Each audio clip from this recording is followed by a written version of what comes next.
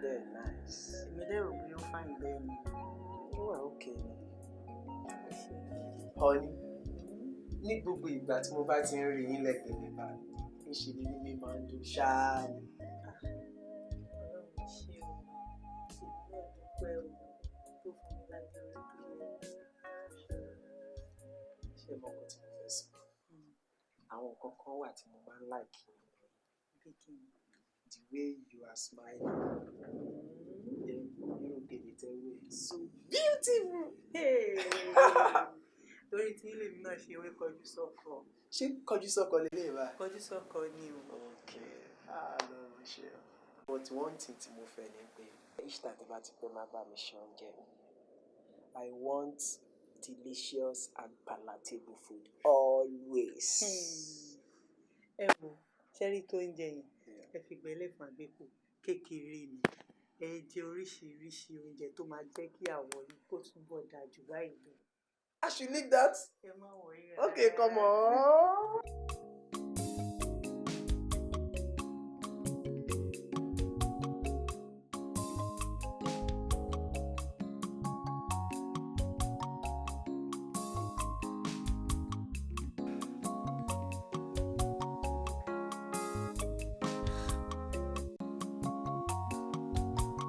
Ó ṣe jẹ́ wípé gbogbo ìgbà tí mo bá ń gbàdúrà fún ẹnì kejì, Sister Rebecca ìṣá ni mo máa ń lálá rí. Àbí alábàárà méjì ẹ̀dá ni sister yìí. Kò possible. Àlá tí ò lè ṣẹ ni. Nítorí wípé ó lójú irú obìnrin tí mo fẹ́ fẹ́ fún ara mi. Tí ẹ̀mí mímọ́ náà sì mọ̀ nípa ẹ̀. So mi ò ní problem. Àti wípé èmi tí mo mọ ibi tí Ọlọ́run mú mi lọ. Ẹ̀mí èṣù kan ò lè wá gbé àlá burúkú kan wá fún mi. Láti wá máa fi dẹ́rù bà mí. Ọlọ́run fún ara ẹ̀ mọ ibi tí ó mú mi lọ. Oyè. Mi, Philip. Èmi master soldier. Hey! Kí n wá lọ fẹ́ common illiterate kan. Tí ò ní certificate kankan. Kò sí credentials, kò sí qualification kankan. Kò possible. Àmọ́ agbára ò sọ pé wọn ò wọlé. Onílé ni ò ní gbà fún my dead body. Ẹ̀mí mímọ́ gan mọ̀.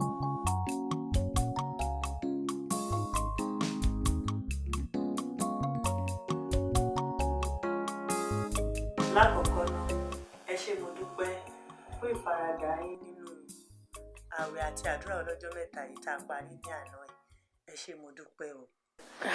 Sister Rebecca, ẹ má ṣe yọnu, Olúwa ló lọ́pẹ́ lọ́dọ̀. Báwo dẹ̀ wá ni? Ṣé ẹ̀mí mímọ́ fara hàn yín? Torí ẹ̀ gan ni mo ṣe ránṣẹ́ pè yín o. Torí Olúwa bá mi sọ̀rọ̀ ní inú àlá. Àlá? Báwo ló ṣe ṣẹlẹ̀? Ṣàdédé ni mo bá ara mi láàrin èrò pẹ̀lú brother Phillips tá à ń jíṣẹ́ ìránṣẹ́ nínú ìjọ kan. Brother Phillips o. Philip bá mi délé. Prayer coordinator wa. Bẹ́ẹ̀ ni o. Ẹ wo, eléyìí ló máa jẹ́ ẹlẹ́ẹ̀kẹta tí mo ti ń lá irú àlá báyìí o. Kò burú. Mo mọ̀ pé ẹ̀mí mímọ́ kì í ṣẹ̀tàn. Ó dẹ̀ dá mi lójú pé Ọlọ́run á ti fọwọ́ tọ́ brother Phillips náà. Kí wàá ní ṣíṣe báyìí? Kò sí ṣíṣe kò sáìṣe o. Ẹ máa lọ rí dádì ni kẹ́ ẹ ṣàlàyé fún wọn. Ó dáa, màá lọ rí wọn, màá lọ ṣàlàyé fún wọn. Ẹ ṣé gan ni mo dúpẹ́ o. Thanks for being there for me. Ẹ ṣé gan ni. There's no problem. Ọlọ́run ọba ló ní ọpẹ́ àti ìlọ́dọ̀. So let's pray. In Jesus. Sister Rebecca, ẹ pẹ̀lẹ́, báwo ni ilé? Àlàáfíà mi. Àdúrà yẹn gbà. Bro Philip, ẹ pẹ̀lẹ́, ẹ kú tẹ̀síwájú, àdúrà yẹn gbà. inú mi dùn láti rí yín. Mo lè rí ẹwà Ọlọ́run nínú ayé yín báyìí. Okay, mo invite yín because of prayer point tí mo fi lórí marital yín. Àwọn tí wá rí mi but mo mọ̀ pé yín busy kò jẹ́ kẹ́ ráyè wá. Kí lẹ Ọlọ́run bá yín sọ? Ṣé gan sà. Mo ti gbàládùra wípé Ọlọ́run á máa ṣagbára dọ̀tun sà. Àmín, àmín. Nínú gbogbo àlá àti àwọn ìran tí mò ń rí sà, mi ò ever lálàá rí Sister Rebecca. But mo mọ̀ wípé nígbà tí n bá máa fi ṣàlàyé àwọn ọ̀rọ̀ yìí, ẹ máa rí àwọn kókó kan dì mú sà. Nítorí Bíbélì wípé gbogbo àìṣòdodo ni ẹ̀ṣẹ̀. Nínú àwọn àlá tí mò ń lá sà, bíi kí n ṣe wedding pẹ̀lú university graduate, masters holder, PhD holder àti bẹ́ẹ̀ bẹ́ẹ̀ lọ sà. Brother Philip. Yes, Dad. Ẹ ti gbàgbé ẹ̀kọ́ tí ẹ kọ́ nínú iwájú Olúwa. Ẹ gbọ́dọ̀ wo ẹwà, education, owó, ó ga, ó kúrú, ó pupa. Yàtọ̀ sí ìfẹ́ Ọlọ́run, ẹ gbọ́dọ̀ wo àwọn kan tẹ́ ń wò yẹn o. Tòró ní ìran tí Ọlọ́run fi wọn èmi fúnra ra mi lórí ẹ̀yin àti àǹtí yín. Mo dẹ̀ fẹ́ kẹ́ kíyèsára gẹ́gẹ́ bí ọ̀rọ̀ yín lẹ́ẹ̀kan, gbogbo àìṣòdodo ẹ̀ṣẹ̀ ni o. Ẹ má gbàgbé ọ̀nà Ọlọ́run tọ́ o, ọ̀nà àwọn ènìyàn ni ò tọ́. Ọlọ́run ò dẹ̀ jìnnà sí wa. Ṣé ẹ rántí Bracleb? Ìgbéyàwó wọn di 4 o. Lórí àìṣòtítọ́, wọ́n wo ẹwà, wọ́n wo owó, wọ́n wo gíga, wọ́n wo pupa. Àmọ́ ibi tí wọ́n tún ń lọ báyìí. Bí ẹ ti wúlò fún Ọlọ́run tó níwájú Olúwa, ẹ má gbàgbé pé Olúwa fẹ́ràn yín. Tí ẹ bá lọ sí ẹsẹ̀ gbé nínú ìgbéyàwó, iṣẹ́ ìránṣẹ́ yín bàjẹ́ nìyẹn. Àti wípé ẹ gbọ́dọ̀ kúrò níwájú Ọlọ́run. Brother Philip. Yes, Dad. Ẹ má gbàgbé ohun tí Ọlọ́run bá yín sọ ní convention wa bí ọdún 4 sẹ́yìn àbí? Ṣé ẹ rántí pé ẹ ò gbọ́dọ̀ yọwọ́ wòlíì yín kúrò nínú ìgbéyàwó yín kí ọ̀nà yín lè ní ìtumọ̀. Àwọn tẹ́ ẹ rí yẹn, ó ṣe bákan, kì í ṣèfẹ́ Ọlọ́run fún ayé yín o. Ẹ jẹ́ kí ìfẹ́ Ọlọ́run fi ara wọn. Ẹ ti gbàgbé ni. Bíbélì sọ wípé àwọn ọmọ òkùnkùn á máa paradà bí ọmọ ìmọ́lẹ̀. Ìran tí ò bá nítumọ̀ ẹ má tẹ̀lé o. Mo fẹ́ fún yín ní oore ọ̀fẹ́ lẹ́ẹ̀kan sí. Kẹ́ wá padà lọ báyìí, kẹ́ lọ wá ojú Ọlọ́run. Mo mọ̀ pé Ọlọ́run bá yín sọ̀rọ̀.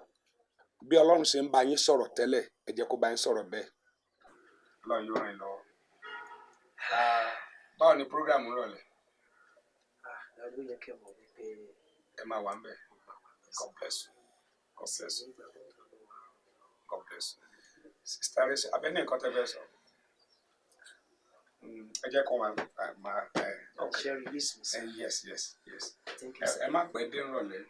Ṣé gbọ́? Daddy, kí ni kan ni kò yé mi? Ṣé ẹ̀mí mímọ́ Ọlọ́run ṣé kìí ṣe ẹyọ kan ni? Ìbéèrè ńlá nìyẹn. Ìkan náà ni Ọlọ́run Bàbá, Ọmọ àti Ẹ̀mí Mímọ́. Ìkan náà ni ó kàn jẹ́ wípé àwa ènìyàn là ń gbẹran ara láàyè láti parọ́ ohun tí Ẹ̀mí Mímọ́ sọ fún wa tàbí ohun tí kò sọ fún wa. Àmọ́ wọ́n ní jìyà tiwọn o. Ẹ mọ̀ pé a lè fi dúdú pe funfun fúnra wa. Àwa ènìyàn la máa ń fi dúdú pe funfun. Àwa ènìyàn ní. Ṣùgbọ́n ó yé Ọlọ́run tó dá dúdú, ó dẹ̀ yé Ọlọ́run tó dá funfun. Mo fẹ́ fi lọ́kàn balẹ̀ bí àwọn ọmọkùnrin sì máa ń ṣe nìyẹn. Wọ́n á kọ́kọ́ pretend bẹ́ẹ̀ pé wọ́n ní ṣe. Ọlọ́run máa gba ògo. Níwọ̀n ìgbà tó yẹ pé ìran tẹ̀rí nìyẹn, tí Ọlọ́run dẹ̀ fi ìran yẹn wọn èmi náà fúnra ra mi. Ṣé bẹ́ẹ̀ mọ̀ pé Philip ọmọ mi ni? Mo máa bá sọ̀rọ̀. Mo dẹ̀ ti fún ní oore ọ̀fẹ́ láti lọ tún àdúrà yẹn gbà. Ẹ má gbàgbé kátẹ̀ ló wá deny délẹ̀ ni. Ọlọ́run ní ètò tó tóbi jù yẹn lọ fún yín ni. Ṣé ẹ rántí arákùnrin wa nínú Bíbélì, David? Ó jọba ní ìletò kan tí a ń pè ní Juda. Ọlọ́run wá wò pé ètò yẹn yẹ kó jù bẹ́ẹ̀ lọ fún, ó wá mú lọ sí Jerusalem. Tí Bra Philip bá disappoint yín, a jẹ́ pé Ọlọ́run ní ètò tó tóbi fún ẹ̀yin. A máa pè dé program rọ̀lẹ́. Yóò dára fún yín. You are welcome.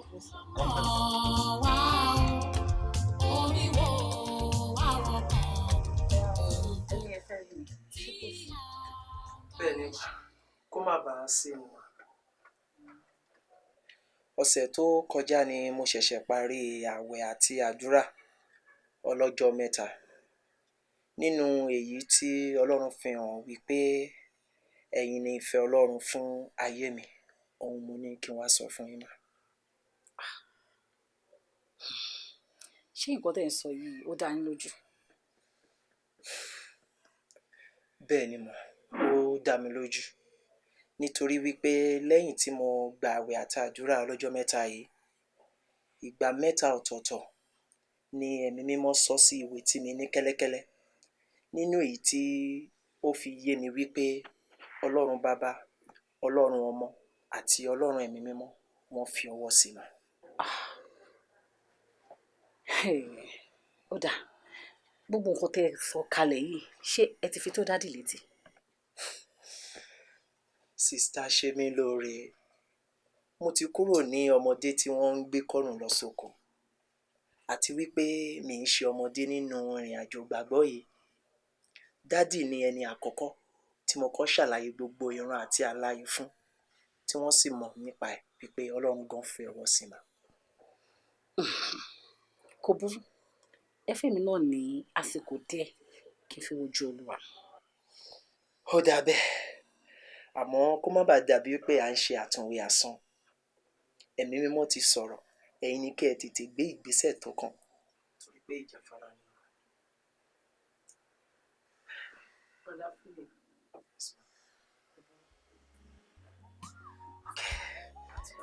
Yeah, ẹ ṣe máa. Rébété, ṣé kò sí o tí ò fi pè mí nípè ìjayà? Kó má bàa sí ni olórí. Gẹ́gẹ́ bí ẹ ti mọ̀ pé àkókò díẹ̀ ló kù fún mi nínú ìjọ tí ẹ rán mi lọ. Torí ọ̀rọ̀ Philip ni mo ṣe pè yín. Olórí, ó ti ń palẹ̀mọ́ báyìí o láti ṣe ìgbéyàwó. Mo sì fẹ́ wọlé sí lára kó tó di pé ó ṣe ìgbéyàwó. Nítorí náà ni mo fẹ́ kí iṣẹ́ náà kó rọrùn fún mi ni mo ṣe pè yín o. Kò burú, ìtì ọ̀gẹ̀dẹ̀ lèyí, kò tó wọn à ń yàdá bẹ́. Wàá wá lọ sínú ààwẹ̀ àti àdúrà ọlọ́jọ́ mẹ́ta wípé kí àṣìṣe kí ó bá ọ ní àjọṣepọ̀. Tí ó bá ti wá ṣe èyí, ó ti parí. Ṣùgbọ́n kan tó ń kọ mí lóminú ni pé tí àwọn afàdúrà jagun ẹlẹgbẹ́ rẹ̀ tí wọ́n bá ń gbàdúrà fún ó léwu o, ó sì lè la ẹ̀mí ìwọ náà lọ. Ẹ wo olórí, kò má séyùn nítorí pé àwọn onígbàgbọ́ ìgbàanì nínú Bíbélì ó ní wọ́n ṣe báwọn fúnra wọn, ṣùgbọ́n àwọn onígbàgbọ́ òde òní bíi kí wọ́n máa fi ọ̀rọ̀ kẹ́lẹ́kẹ́lẹ́ ba ara wọn jẹ́, kí wọ́n máa ṣe ọ̀tẹ̀, kí wọ́n máa sọ ìsọkúsọ, ó ní wọ́n fi ran ara wọn lọ́wọ́ nínú ìjọ. Olórí, ṣe bí àárín wọn ni mo wà, èyí ló jẹ́ kí n lè wọlé sí wọn lára tí wọn kò sì fura. Lọ ṣe bí mo ti wí, a ó sì jọ rẹ́rìn papọ̀ ní ìparí ohun gbogbo. Ó dáa olórí, ó dàbọ̀.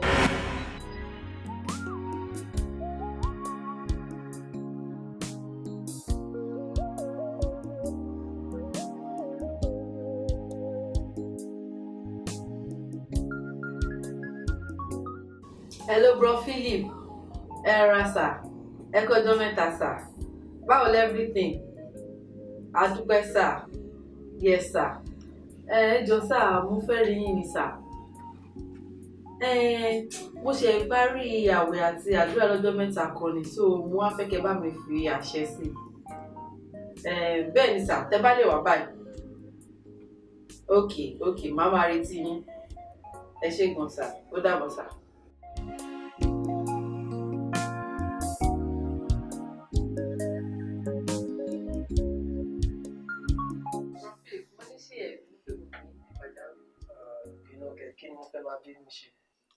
Bí mo ṣe ń sọ lọ, òní ló pé ọjọ́ kẹta tí mo ṣe parí àwẹ̀ àti àdúrà ọlọ́jọ́ mẹ́ta láti fi béèrè gbogbo àwọn nǹkan tó ń rú mi lójú àti àwọn nǹkan tó ń dùn mí lọ́kàn lọ́wọ́ Ọlọ́run.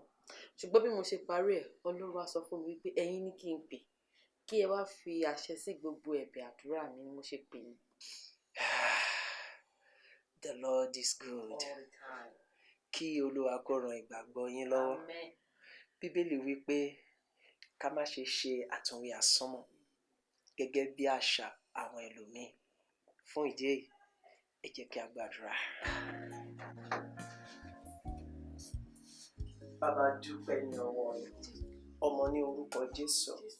Wọ́n rán agbàdúrà wípé gbogbo èròǹgbà ọmọ yín ẹ mú wá sí ìmúṣẹ. Gbogbo ẹ̀bẹ̀ ọkàn wa kí ló ṣẹlẹ̀? Ọlọ́run.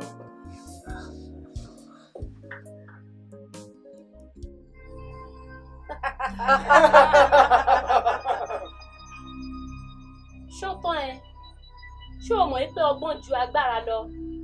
Àṣé ò tiẹ̀ ju báyìí lọ. Mo kí ọ káàbọ̀ sí ààfin àwa ọmọge ọ̀bàyéjẹ́ níbi tí a ti pèsè sílẹ̀ fún irú ọkàn ìwọ Philip sí báyìí. Ó yá, ẹ dé, ẹ mú lọ síbi tẹ́ máa ti gbéṣẹ́ ńlá lé lọ́wọ́ títí tí ọjọ́ ikú ẹ̀ yóò fi pé. Rántí ọmọ má gbàgbé ọmọ ẹni tí láti ìgbà tí ohun tó ṣẹlẹ̀ láàrin wa ti ṣẹlẹ̀, ó ní ọkàn mi ò ti lélẹ̀ mọ́. Mo wá wò wípé bóyá ká lọ jẹ́wọ́ fún pásítọ̀. Mo sì ní ìgbàgbọ́ wípé ó máa dáríjì wa àti wípé gẹ́gẹ́ bí ipò tí ẹ̀yin àti èmi náà dìmú nínú ìjọ. Confess to what? Kí ló jẹ́wọ́ kí ni? Èmi odidi area choir coordinator. Bro Philip ẹ dìdí fẹ́ tú àṣírí mi síta ni. Ẹ dìdí fẹ́ tú àṣírí mi síta ni. Sister Fọlákẹ́mi, ẹ má bínú. Ẹ wo, mi mọ̀ bí kíní yẹn ṣe ṣẹlẹ̀ ni. Nígbà tí kíní yẹn ṣe lọlẹ̀ lára mi tó wà okay, mi mọ̀ bí incident yẹn ṣe ṣẹlẹ̀. I'm very sorry.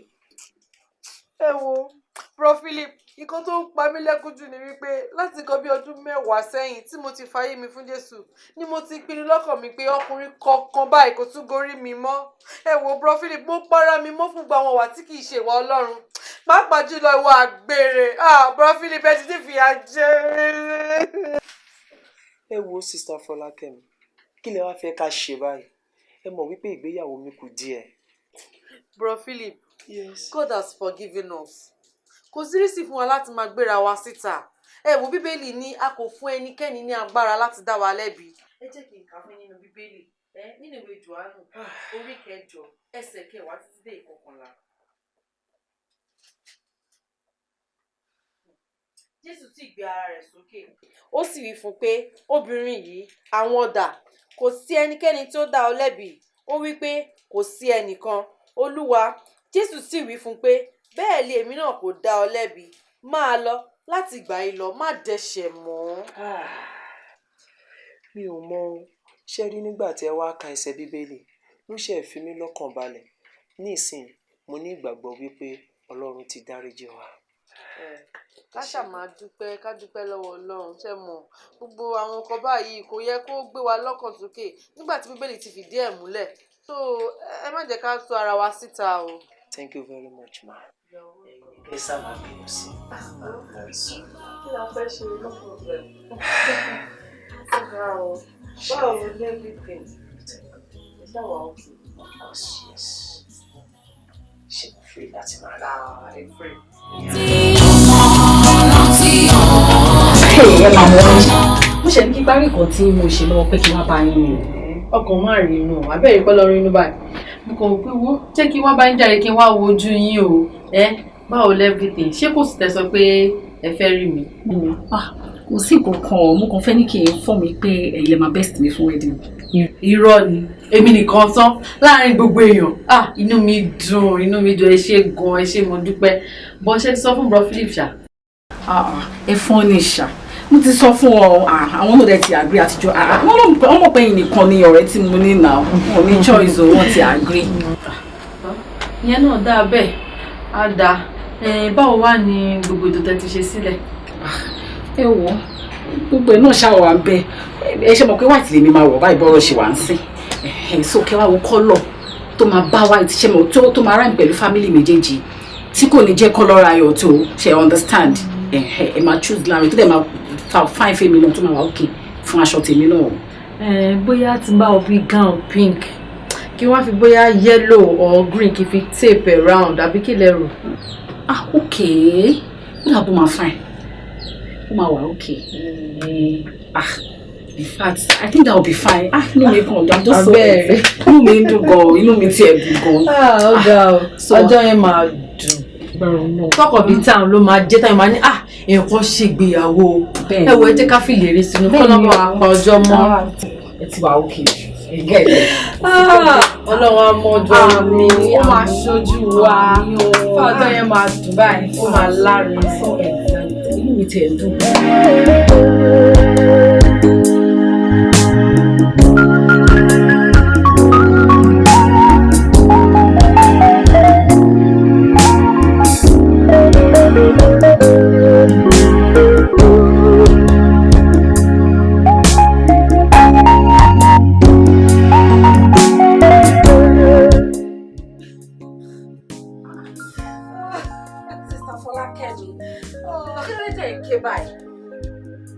Ẹ bá mi sọ̀rọ̀ náà.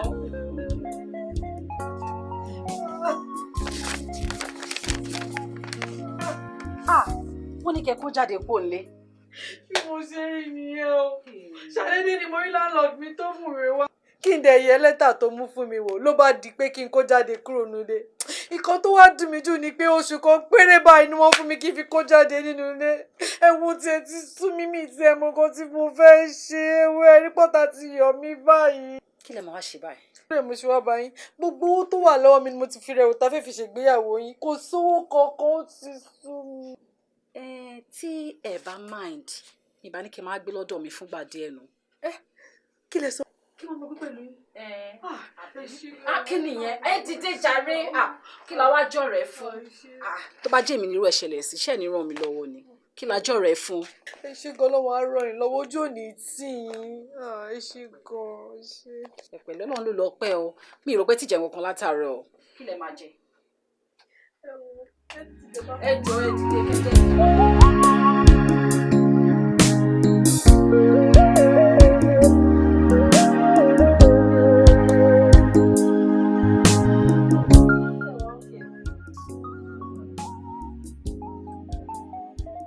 Ní kí n dúpẹ́ lọ́wọ́ yín ní gbogbo nǹkan tẹ́ ẹ ṣe fún mi látìgbà tí mo ti kó wọ bíbá yìí bẹ́ẹ̀ ṣe ń tọ́jú mi tẹ́ ẹ̀ ń kẹ́ mi lójú tẹ́ ẹ̀ ń kẹ́ mi ní tẹ́ ẹ̀ tó jẹ́ kí n má lẹ́ni tìǹ ẹ̀ wo mo gbàdúrà pé lágbára Ọlọ́run ìgbéyàwó yìí ó máa so èso rere ẹ̀ ní kábàámọ̀ bẹ́ẹ̀. Àmín. Mo ti fẹ́ sọ nǹkan kan fún yín o. Kí nìyẹn? I guess. Ẹ wo mi ò ráyè ká máa gẹ́sì jàre nǹkan tó bá ṣẹlẹ̀ ní kẹ́ ẹ sọ. Ẹ try ẹ kàn guess. Ẹ wo ọpọlọ ti kún nǹkan tó bá ṣẹlẹ̀ ní kẹ́ ẹ sọ. Okay fẹ́ sọ fún yín pé àjọ mo máa gbé lẹ́yìn ìgbéyàwó mi ni o. Irọ́ ni ẹ ṣé gan-an ẹ ṣé mo dúpẹ́ báwo ló ṣe ṣẹlẹ̀. Báwo ló ti ṣe fẹ́ ṣẹlẹ̀? Nǹkan sọ fún bro ni o mo ní pé lẹ́yìn wedding o pé ó wù mí kémi àti yín kájíjọ máa gbé pé ìtẹ̀mí lè dá fi yín sílẹ̀ bí báyìí torí àti sanwó ilé so wọ́n dẹ̀ ló wà okay. Girl, ẹ wo just like that. Àbí kò wù yín. Ẹ wo ó wù mí ohun ẹlẹ́dàá mi ò ní jọra mi lójú lọ́dọ̀ yín. Ẹ ní sùúrù ẹ ṣe gan. Ìyàwó. Ẹ mọ bẹ ṣe tó lọ́wọ́ mi ẹ mọ bí ṣe láìkí yín tó. Ìwé ewu ẹ ṣe jàre ẹ wò ó gbé kò tí mo sọ.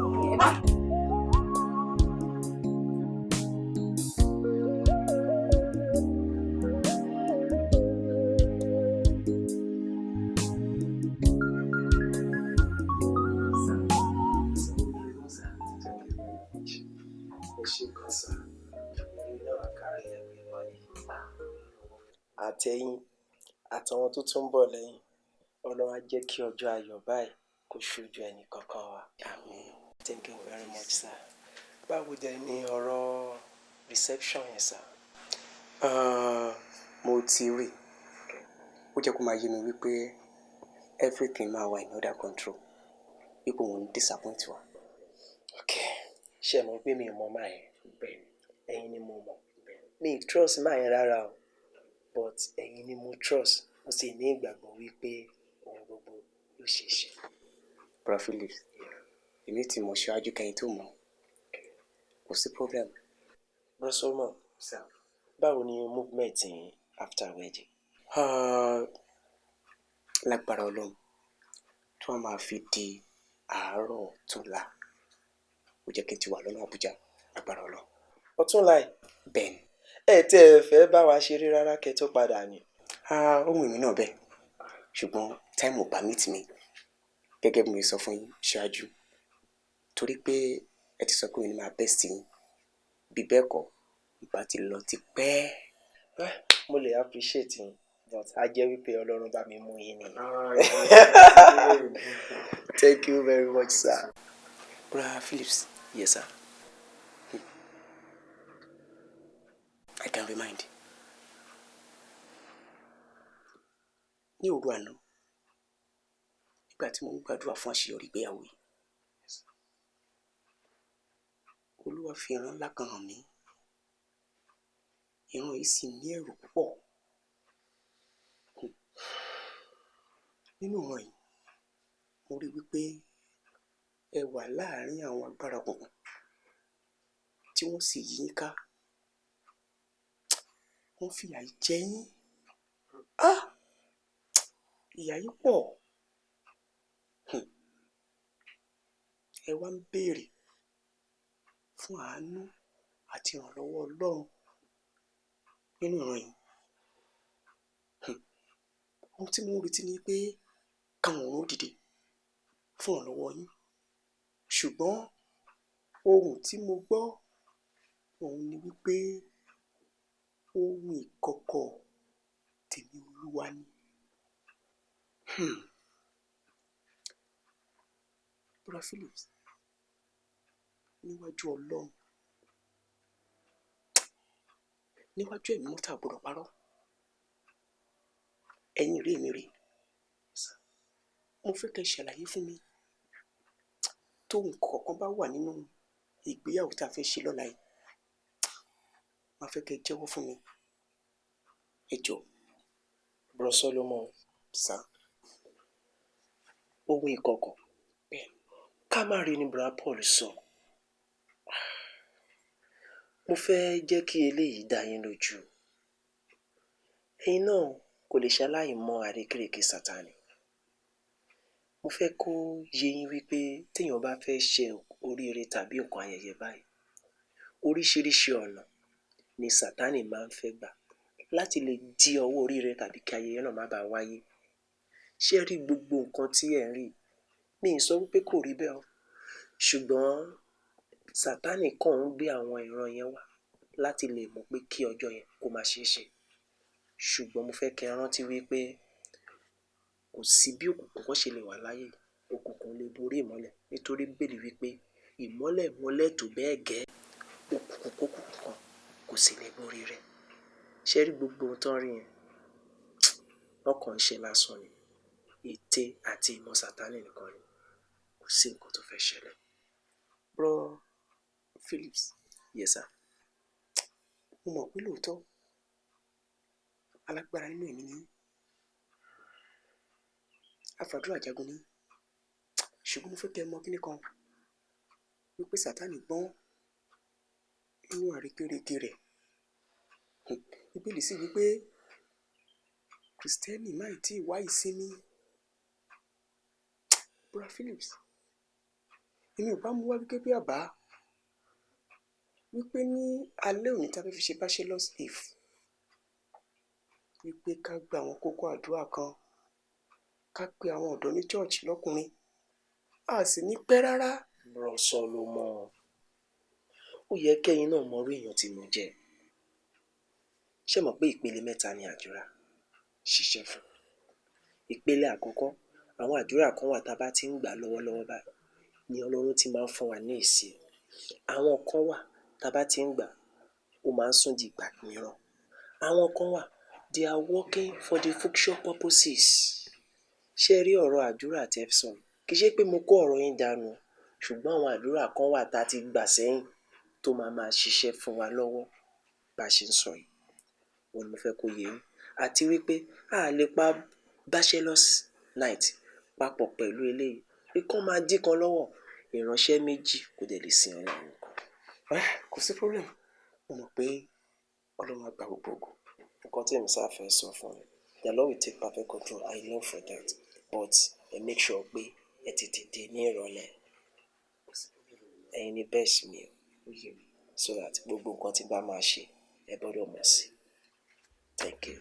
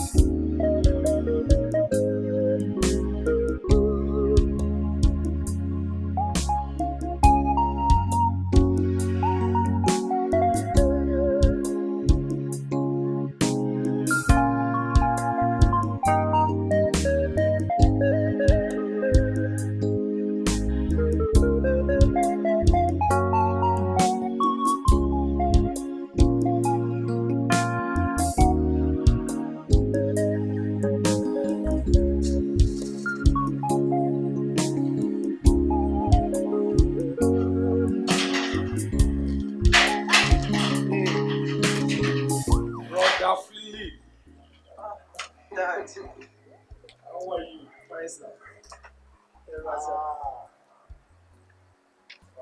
Fine, sir.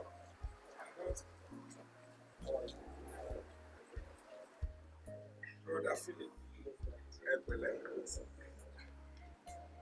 my daughter.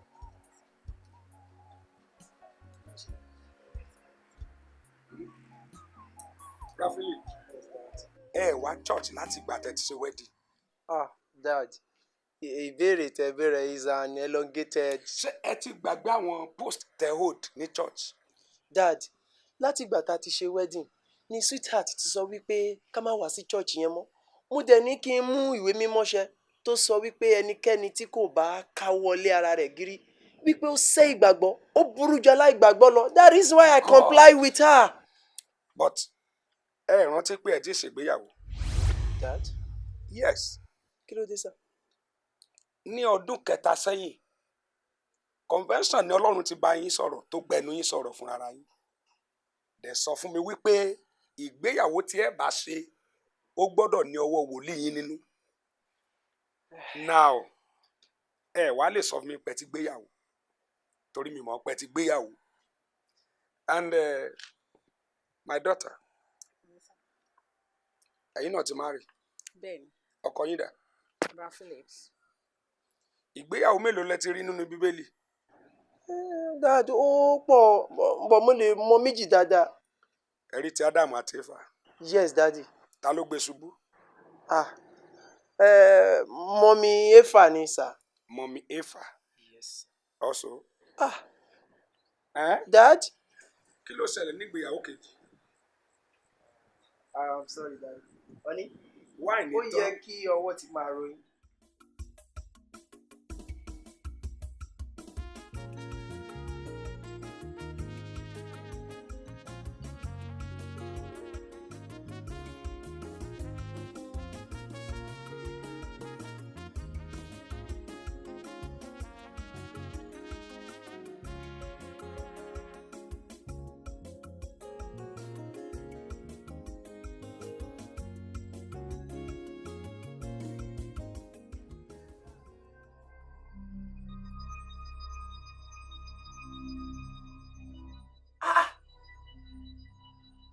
Àwọn ọmọ ìsinmi báyìí.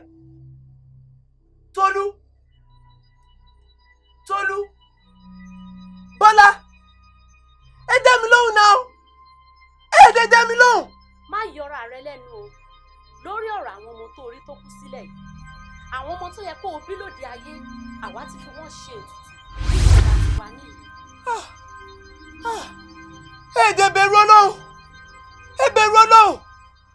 kí ló dé tẹ́ fi rò pé ohun tó tọ́ sí mi ni? Ẹ bẹ̀rù Ọlọ́run. Gbẹ́nu rẹ dákẹ́. A ò fún ọ ní àǹfààní láti béèrè ohunkóhun tàbí láti sọ ohunkóhun títí o fi kú. Wá gbọ́ o, gbogbo àlá tí ò ń lá yìí o ò gbọ́dọ̀ rántí tó o bá jí sóde ayé. Ìjà ṣẹ̀ṣẹ̀ bẹ̀rẹ̀ ní o láàrin àwa àti ìwọ kìíní burúkú yìí.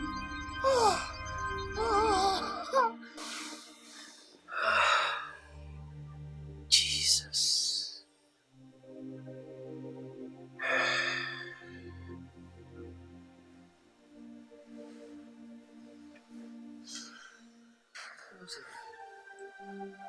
Mo láàlá kan.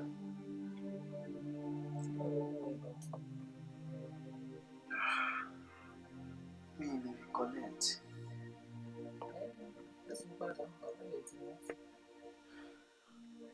Kí n sùn bẹ̀rẹ̀.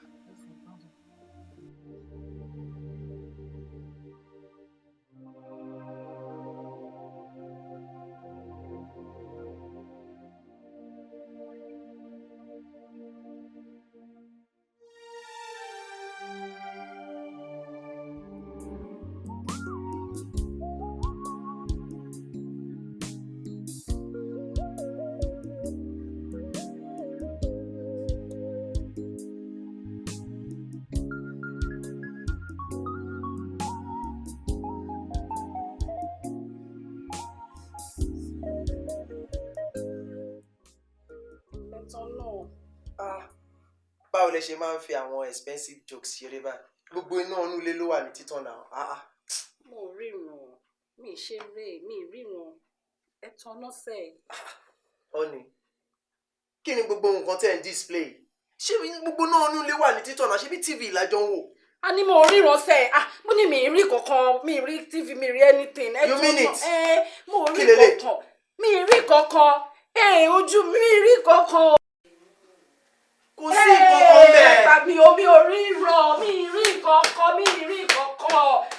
Mi ṣeré. Mo ní mi rí kankan. Kí ló ṣẹlẹ̀?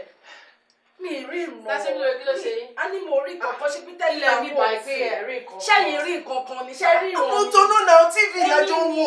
Èmi ò rí kankan. Kí ni ẹ̀rí kan tí mo ṣe? Mi rí kankan tẹ̀ ń ṣe mí. Ọ̀nì Ẹ má fọwọ́ dá sí yẹyẹ jàre. Ẹ̀sìn ilé jàre mo ní mi rí ìrùn. Mi rí kankan. Àìjẹ́ kí n bomi wá mò ń bọ̀. Sweetheart, kí ni mo ṣe? Look at me. Ọ̀nì. Sọ́mi lè rè é, má ṣeré kéré. Ó tàbí ó. Ó tàbí ó tàbí. Ọ̀nì. Sẹ́sìn lóore. Kálá fẹ́ pè báyìí sẹ́yìn. Sẹ́sìn lóore.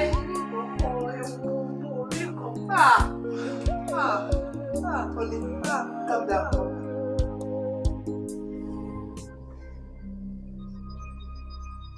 Gẹ́gẹ́ bí mo ti sọ fún ọ wípé ní ìpele ní ìjìyà rẹ. Ìpele tí ó kàn báyìí ni pé a fẹ́ kó dẹni tí ò níṣẹ́ lọ́wọ́, ẹni tó máa rí pépà nílẹ̀ tó máa pè lówó.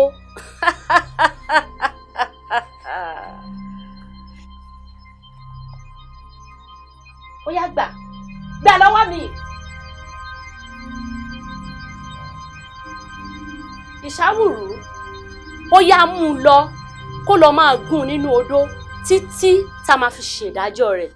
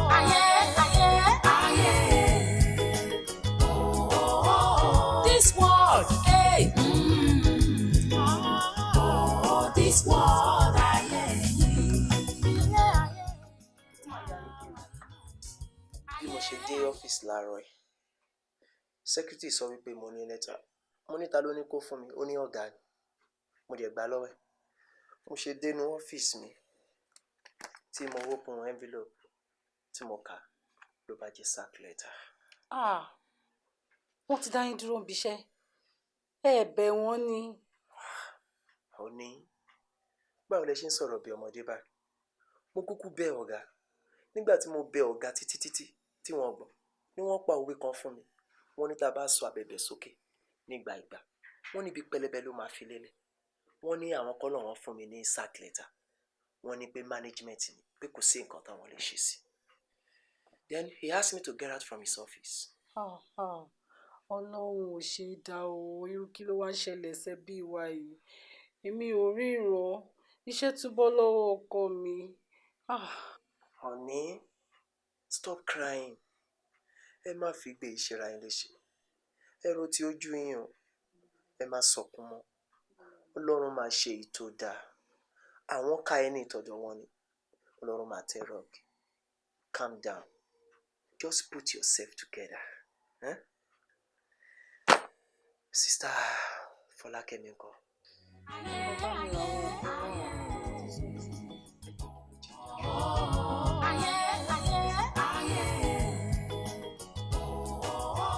This world, hey.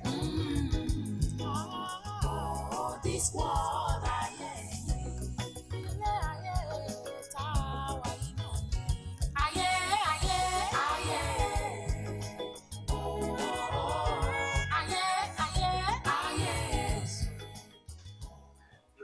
sir.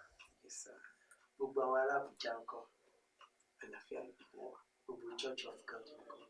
Ẹ̀wọ̀n àgbàlejò máa kí èdè ṣe ọjọ́ sá. Olóòfin ṣe. Thank you very much, sir. Bá Solomon, èmi ò rí yín o, bọ̀ mo mọ̀ pé tí máa yàtọ̀ sí. Ẹ lè sọ fún wa pé ẹ̀ ń bọ̀. Àfi kẹ́ má bínú. Pàjáwìrì náà ló bọ́ sí. Ni mo ṣe wálé wá rí yín. Bro Philip. Yes, sir. Kí ló ṣe sísá ṣe mí lórí lójú? Bá tí ń bí ní nìyẹn o. Àjọ jókòó síbi báyìí náà ni. Àdẹjọ́ wo TV. Wọ́n dẹ̀ ní kí n tanná. Àmọ́ ní gbogbo náà nínú ilé ló wà ní títàn. Wọ́n ṣáà insist kò pẹ́ lọ ní ojú ń ta wọn. Ojú ń ta wọn bí tá a ti bẹ̀rẹ̀ nìyẹn o. Gbogbo ìgbìyànjú tá a lè gbìyànjú. Àbọ̀ náà ló já sí. Just like that? Of course, yes, sir. By this time of the day, mi ò expect pé kí n bẹ́ yín náà lé. Kí lẹ ń ṣe nílé? Ṣé ẹ lọ síbi iṣẹ́ ni? Bro Solomon, ìbéèrè ńlá lẹ béèrè yẹn. Ṣàdédé ni mo dé ibi iṣẹ́. Wọ́n dẹ̀ ná lẹ́tà sí mi. Nígbà tí mo kà á tán ló bá jẹ́ sack letter. Wọ́n ṣe lé mi dànù sílé nìyẹn. Láti ìgbà yìí ni èmi àti wáìfù mi ti wá lé. Ká tó jẹun báyìí ní everyday. Àfi kí n láàgùn ṣáà ni. Bro Philip. Ṣẹ́rí, a nílò àdúrà nínú ilé. Àdúrà gidi sí ni pẹ̀lú. Mo nígbàgbọ́ pé nípasẹ̀ àdúrà, Olúwa fún wa ní ìṣẹ́gun. Náà Solomon, àwọn ò nílò àdúrà kankan. Ó wọ Ọlọ́run náà ló jẹ́ kójú rẹ̀ fún kémi máa rí wọn. Ó tún bá ṣe lọ́wọ́ ọkọ mi. Ẹ wá ní ká máa gbàdúrà, àwọn ò gbàdúrà kankan. Bó ṣe rí gan-an ni wáìfù mi ti sọ ẹ̀rọ Solomon. A nílò àdúrà kankan. Gẹ́gẹ́ bí wáìfù mi ti sọ, Ọlọ́run tó wo wáìfù mi títí tójú wọn ò fi ríran mọ́. Ó tún wo èmi náà títí. Wọ́n fún mi ní sack letter. Ẹ wá sọ fún mi wípé àdúrà la nílò. A lè gbàdúrà kankan mọ́. Thank you very much. Bro Philip. Ẹ jinlẹ̀ jùlọ nínú ìgbàgbọ́. Ẹ̀gbọ́n tí Bíbélì wí ni. Kí ni Bíbélì sọ? Ó ní máa gbàdúrà láìsinmi àti láìsàárẹ̀. Ẹ wo, ẹ nílò àdúrà o nínú ìrìnàjò yìí o. Mo ní a nílò àdúrà. Kí n má tàn yín. Bro Solomon, ṣé ẹ mọ Bèjì? Bẹ́ẹ̀ni. Ẹ mọ Bèjì? Yes. Díẹ̀ ní Tàlàbà nínú Ìbejì ní Yorùbá sọ. Kí ni ìyẹn wá kọ́ wa? Ohun tó ń sọ fún wa wípé èmi àti aya mi Ìbejì ni wá, ẹ̀yin sì ní Àlàbà náà. Kì í ṣe bí ọ̀rọ̀ tí ó. Bro Solomon! Bro Philip, You can leave. Rárá, you must be joking. mo ní pé kí ẹ máa lọ. ẹ jẹ́ kí n sọ fún yín láti ìgbà ìjọ ní bàtísì ìjọba Ọlọ́run ó dàgbà gbára wọ. Thank you.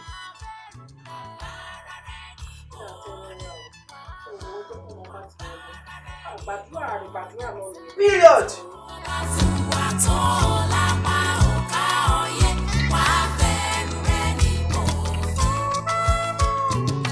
Ọlọ́gbọ́n ayé ẹ súnmọ́ bí.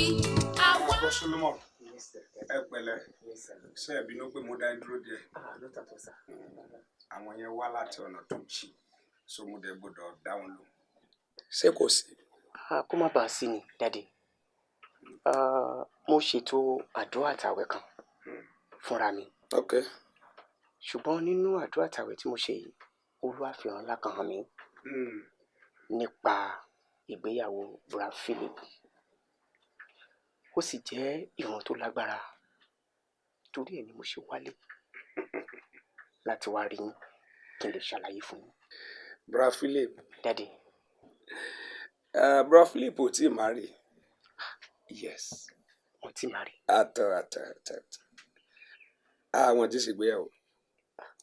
Bíbélì wípé bí ọ̀nà èèyàn bá wọn lọ́rùn, á jẹ́ kí ọ̀tá rẹ̀ kó bá rẹ̀ kankan. Bra Solomon, Bra Philip ti padà sẹ́yìn. Wọ́n sí nípa t'Ọlọ́run. Pátápátá. Wọ́n sí lọ́dọ̀ Ọlọ́run. Ìgbéyàwó wọn ò ní ọwọ́ Ọlọ́run nínú. Wọ́n ṣe ìfẹ́ ara wọn. Ọ̀rọ̀ yẹn ò tí ì tó sọ. Mi ò mọ̀ bóyá ẹ ti délé wọn. Daddy, mo ti dọ́dọ̀ wọn. Ohun tí mo bá ń bẹ̀ ó yà mí lẹ́nu. Ẹ̀rù Ọlọ́run bà mí. Ó wà ní ìbámu pẹ̀lú nǹkan tẹ́ ń sọ lọ́wọ́ yìí. Ohun tó kọ́kọ́ yà mí lẹ́nu àkọ́kọ́ ni wípé ìgbà tó máa pẹ́ sísá ṣe mí lóore tó jẹ́ ìyàwó wọn jáde. Daddy, ojú méjèèjì ti fọ́. Ọ̀n rí mi, ohùn wọn fi ń dà mí mọ̀. Èkejì tó tún pa mí lẹ́kún jù, Daddy. Òun náà ni Bra Philip. Àárọ̀ ni mo lọ, mo bá wọn lé. Mo ní kí ló dé ẹ lọ síbi iṣẹ́ ni. Mo ní iṣẹ́ ti bọ́ lọ́wọ́ wọn. Ó ti ṣe díẹ̀ pàápàá. Kódà òun gbà orúkọ àwọn tó jẹun ni. Ilé ìwà pa mí nígbè. Ó ti sọ mo ní kó jẹ́ ká gbàdúrà. Wọ́n fún mi lórí ọ̀fẹ́ láti lè gbàdúrà fún wọn. Bra Solomon. Daddy. Ẹ rí Babatunde ń ta. Ìgbà tí mo dé, mo béèrè wọn ni wọ́n ti jáde. Kálẹ̀ rí wọn ni ẹ ní sọ̀rọ̀ yìí rárá. Torí àwọn àfàdúrà jagun wọ́n ti wà lórí iṣẹ́ gan-an tí wọ́n ń gbàdúrà kíkankíkan. Torí pé ìgbéyàwó Bra Philip ò lógo, kò dẹ̀ kí ń ṣe ọwọ́ Ọlọ́run. A rí wípé Sátánì ti kó Bra Philip ní papámọ́ra. Ẹ ti gbàgbé ní Bra Solomon. Ẹlẹ́ṣẹ̀ ènìyàn la fi iṣẹ́ fún. Bí ènìyàn bá ti jẹ́ ẹlẹ́ṣẹ̀, ó ti ṣílẹ̀kùn fún ìṣẹ́ àti òṣì. Ọ̀rọ̀ Bra Philip, ẹ wò ó, ṣé ẹ tí ì lọ? Màá fẹ́ kájọ dé ọ̀dọ̀ ẹ̀, but kò ń ṣe é sìn. Because mo fẹ́ rán lọ sọ́dọ̀ Pastor Amos. Ẹ máa lọ bá mi fún wọn ní AMB program yìí. So tí n bá ti fẹ́ lọ máa pè é. Ẹ bá mi kó fún wọn. Kẹ́ni next. Yes. Kẹ́ni tí lè lọ Àbújá nìyẹn. Tí lè lọ. So máa pè yín ṣẹ́pọ̀. Kí bá mi gbé ẹni tó wà táyì kẹ́ni kó wọlé. God bless you. You're welcome.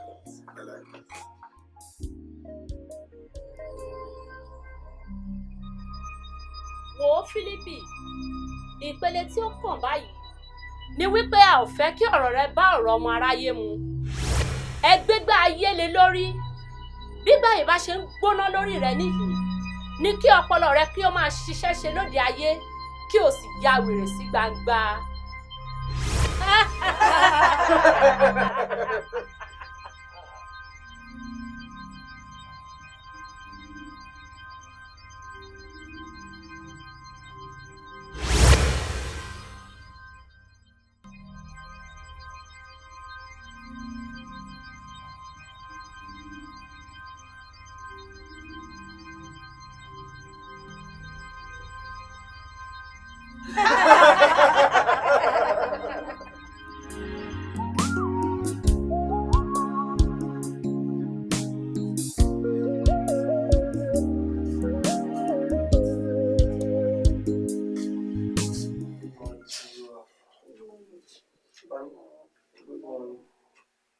Ṣé kò rí náà?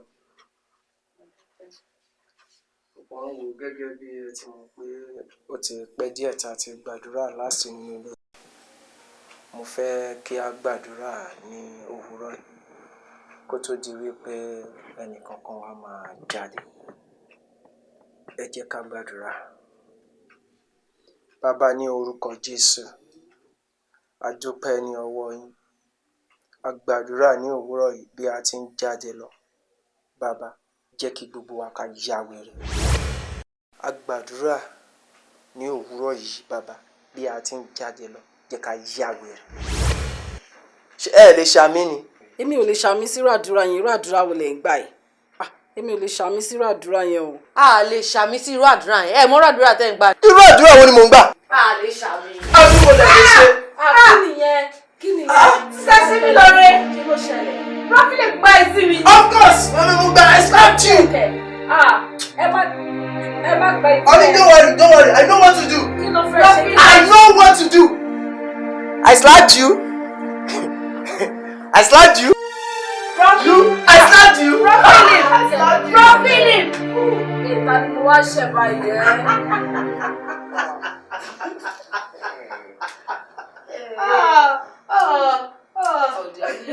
Ọ̀dẹ̀ àbọ̀dẹ̀. Bàtà wèrè wà tí gbogbo iná kàdàkà kò nílé fún wa.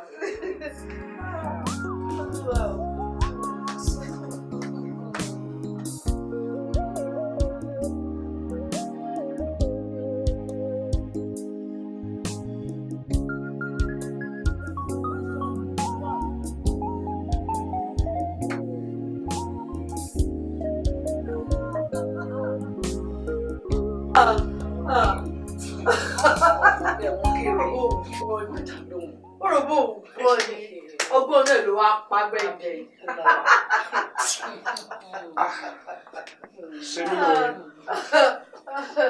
Ṣé mi lóore?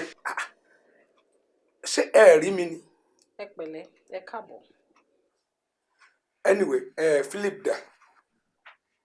Mi ì mọbi tó lọ, ó ti jáde, mi ì mọbi tó wà. Rìn lọ. Àbí kò gbé bímọ ni? Ẹ jọ̀ọ́, ó ti jáde, mi ì mọbi tó lọ, mi ì mọbi tó wà. Daddy, nǹkan kò máa yé mi. The last time tí mo sọ fún yín pé mo wá sílé wọn, sista ṣe nínú rẹ fọ́jú. Ojú yín ló máa fọ́. Ojú yín ló máa fọ́. Ojú yín ló máa fọ́. Tẹ́bà ṣọ́ ara yín ti bá wo. Daddy ẹ gbà mí. Bra Solomon. Daddy. Àwọn tó rí yìí, wọ́n lè fọ́ lójú láàárọ̀, kojú wọn là lálẹ́. Bẹ́ẹ̀ ni. Ẹ jọ̀ọ́, ẹ̀yin á dẹ̀ lè sọ fún mi ibi tó wà. Ẹ dúró ná, a ní bro Philip ò sí ilé, ẹ̀dẹ̀ ń tẹnu mọ́. Ṣé ó ní nǹkan tẹ́ fẹ́ gbà lórí ọ̀rọ̀ yìí ni? Ó dà, ẹ jẹ́ kí n béèrè nǹkan kan lọ́wọ́ yín. Kí ni bra Philip ṣe fún yín gangan? Tẹ́ ẹ fi wá kógun tìbú ẹ̀, kí ló dé? Ẹ fẹ́ mọ̀ nǹkan tó ṣe fún wa. Mo fẹ́ mọ̀ ohun tó ṣe fún yín.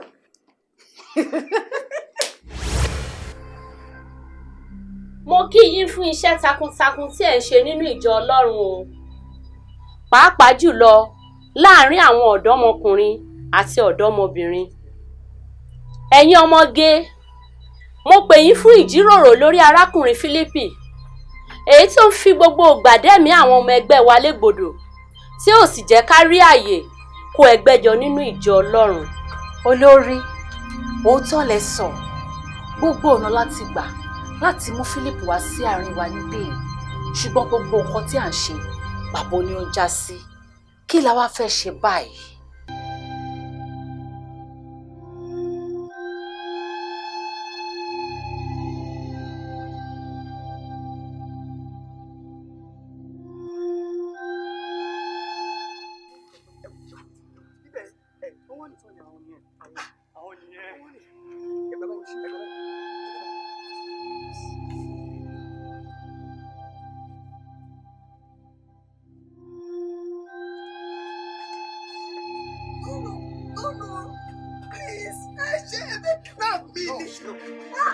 Praise the Lord. Hallelujah.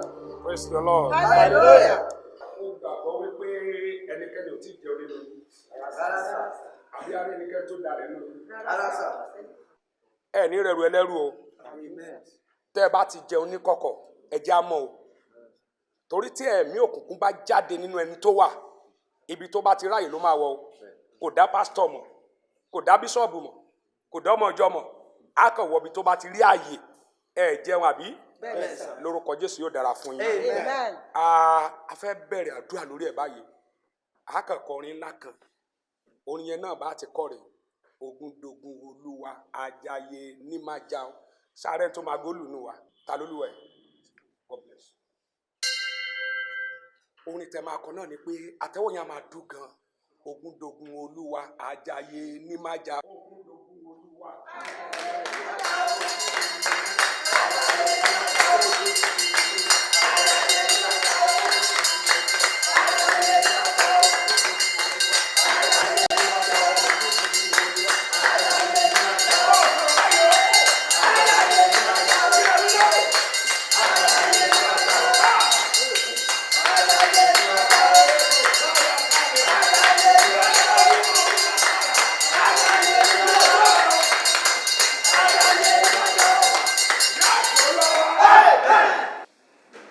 Bí ẹgbẹ̀rún ọdún méjì ó lé sẹ́yìn ni Jésù Olúwa ti sọ ọ̀rọ̀ méje lórí igi àgbélébù.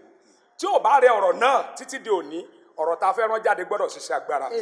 Nínú rẹ̀ ni aṣọ ìlékè tẹ́ḿpìlì fàya. Nínú rẹ̀ ni ó parí wà. Ogun yẹn gbọ́dọ̀ parí lónìí. Aṣọ ìlékè gbọ́dọ̀ fàya. A wá di ara wa mú. A pe orúkọ Jésù lẹ́ẹ̀kan. Ọlọ́run àjíǹde lẹ́ẹ̀kejì. Agbára àgbélébù lẹ́ẹ̀kẹta. Ọ̀rọ̀ méje ó yá tú ọmọ rẹ sílẹ̀. Ọmọ Ọlọ́run ẹ pariwo ẹ gbàdúrà.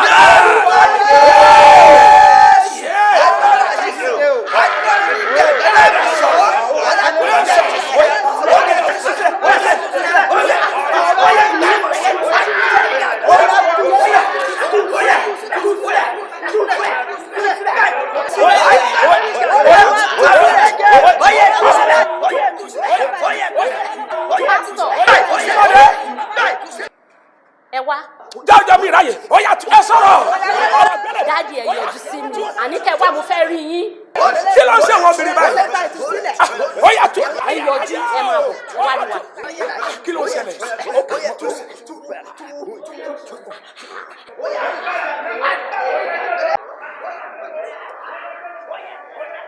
Kí ni mo lè ṣe fún yín o? Ẹni afẹ́, kí ló dé kí ló ṣẹlẹ̀? Tó jẹ́ gbogbo àwọn tábà tí mú ta dè mọ́lẹ̀ lòún tú sílẹ̀. Ok, ẹ̀yin ni ọwọ́ yín ò wò. O ní nǹkan ti gba nǹkan rẹ̀. Ẹni afẹ́, wá gbọ́ mi. Látìgbà tí mo ti yan rébété, bẹ́sté àti tòrótò sínú ìjọ ẹ, o ò jẹ́ kán láṣeyọrí. Àṣeyọrí kan ṣoṣo tí wọ́n wá fẹ́ ṣe, òun náà ní Phillips. Ó wá fi sọ pé ó fẹ́ gbà sílẹ̀. Kò lè ṣeé ṣe o.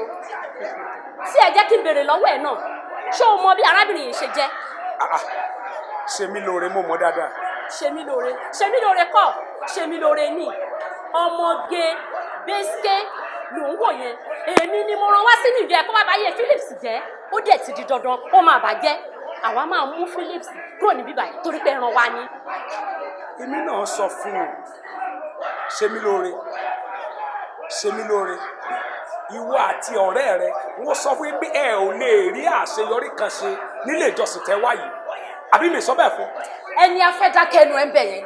Kí ló dé? Kí ló ṣe mí? Kí ló pa èmi àti ẹ pọ̀ gan? Kí ni tí Phillips ti jẹ́ pẹ̀lú ẹ̀? Ṣé wọ́n ni bàbá ẹ̀ ni? Àbí wọ́n ló bí ni? Àbí kí ló dé? Ó dé fi mí sílẹ̀ sí tèmi. Aṣá tí mo ti tiẹ̀, a dẹ̀ ti fẹ́ sílẹ̀ sáyé ẹ̀, àdẹ ẹ̀ láàmú. A ti fẹ́ sílẹ̀ sáyé tó wà. Jẹ́ kí n ṣiṣẹ́ tèmi náà, kí n láṣeyọrí nínú ẹgbẹ́. Kí ló dé? Fi mí sílẹ̀ jẹ́ kí n ṣe nǹkan tó ní kí wá ṣe. Ṣé mí lóore lẹ́nu rẹ?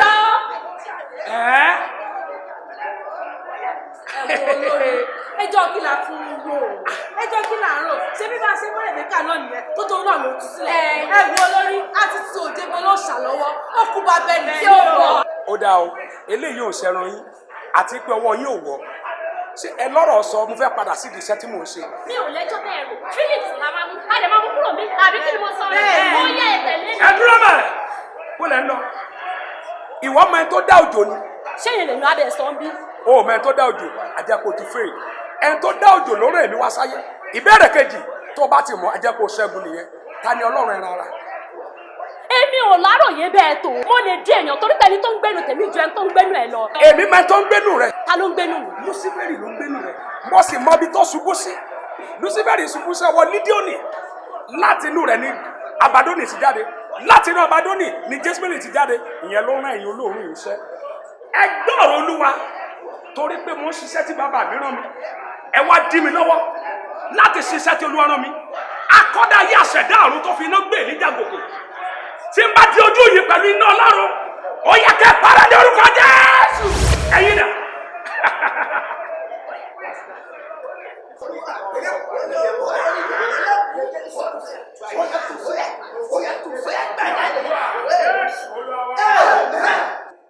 Ẹ̀yin èèyàn Ọlọ́run ẹ̀bẹ̀ máa ní testimony.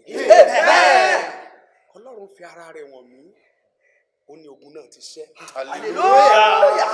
Ó ní ogun náà ti ṣẹ́ ní àṣẹ.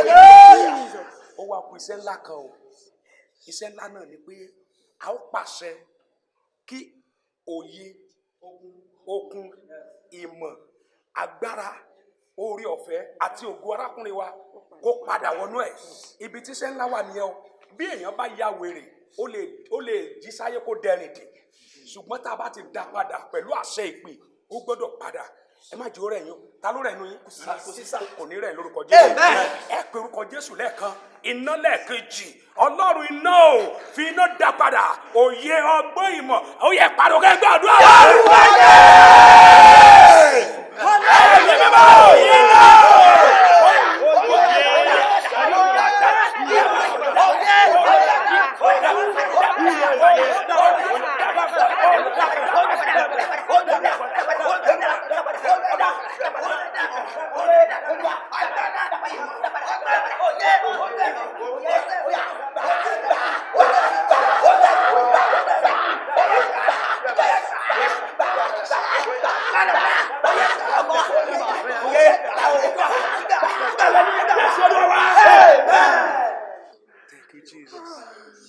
ìyanu Olúwa ọlágbára ó ń so gbogbo nínú gbogbo ó fẹ́ràn ẹlẹ́ṣẹ̀ ṣùgbọ́n kò fẹ́ràn ẹ̀ṣẹ̀ owó rẹ̀. No. Oh my God, I'm sorry. Oh my God. Oh, bá mi wọnú ọ́fíìsì wọ́n aṣọ wọ́n tó o bá rí èèyàn bẹ́ẹ̀ sọ fún Mátì kó fún ẹ lásán no iṣẹ́ ẹjọ́ ẹ ìjọba ò àwọn ọmọ Ọlọ́run tó bá dúró ni wọ́n wà kí Bíbélì wípé ẹ tó bá dúró ó kéè sára kó má bàa ṣubú Ráfílì ẹ kéè sára lẹ́sẹ̀ ṣubú. Irọ́ ni mo pa fún yín. Mi gbọ́. Irọ́ ni mo pa dájú. Máa mú aṣọ yẹn wá. Máa jẹ́wọ́. Ẹ jẹ́wọ́. Lórí ọ̀rọ̀ sísá ṣe mí lóore. Irọ́ ni mi ò lálá kankan. Sísá Rebecca. Àwọn ni mo máa ń lálàá rí. Ṣùgbọ́n nítorí òòṣà ọkàn mi. Mi ì fẹ́ obìnrin tí ó kàwé. Mo wá rò wípé sísá Rebecca even kò ní primary school certificate èmi dẹ̀ ní bíi kí n fẹ́ PhD holder university graduate àwọn nǹkan tó wà lọ́kàn mi yẹn pé mo fẹ́ kí obìnrin tí bá máa fẹ́ kó jẹ́ ọ̀mọ̀wé a lè jẹ́ one of my pride pẹ̀lú iṣẹ́ ìránṣẹ́ mi. Ògo ni fún Ọlọ́run lókè ọ̀run. Hallelujah. Kì í ṣe bí Ọlọ́run ti ń wò ni ènìyàn ń wò. Àkàìmọye dókítà sí dókítà náà fẹ́ra wọn tí wọ́n bímọ. Àkàìmọye lọ́yà sí lọ́yà ni wọ́n bímọ tí wọ́n láyọ̀. Ẹlòmíì sì fẹ́ tí ó fẹ́ ìfẹ́ Ọlọ́run ó wá láyọ̀. Ǹjẹ́ yìí náà ṣetán láti ṣe ìfẹ́ Ọlọ́run? Daddy, mo ti ṣetán láti fẹ́ sísá Rebecca padà. Ó ti bọ̀. Daddy, wọ́n ti lọ́kọ. Ẹ má jẹ́ kí ọmọ yẹ mí rí wòwò wọn já. Wọ́n sí ní Nàìjíríà gan mọ́. Kí la ṣe? Sísá Rebecca ò sí ní Nàìjíríà mọ́. Pẹ̀lú àìkàwé wọn yẹn.